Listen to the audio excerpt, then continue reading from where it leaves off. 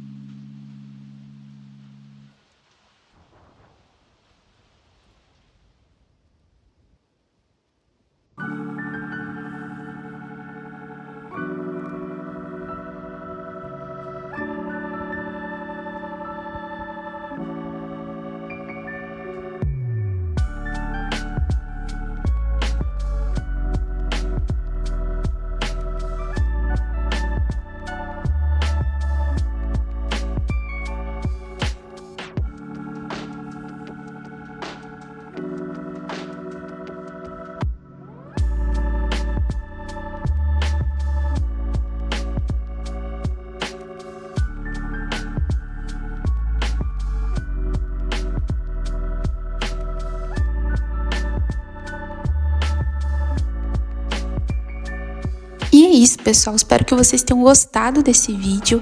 Se vocês ainda não assistiram os vídeos passados com os outros tutoriais, com flores, que tem muito tutorial de flor por aqui, dá uma olhada por lá, são tutoriais com giz pastel e eles ficaram bem bonitos, bem coloridos também. E se você ainda não me acompanha nas outras redes, eu vou deixar aqui embaixo na descrição, dá uma conferida, uma olhada por lá também. E eu vejo vocês no próximo vídeo, no próximo tutorial, no próximo processo de pintura aqui do canal.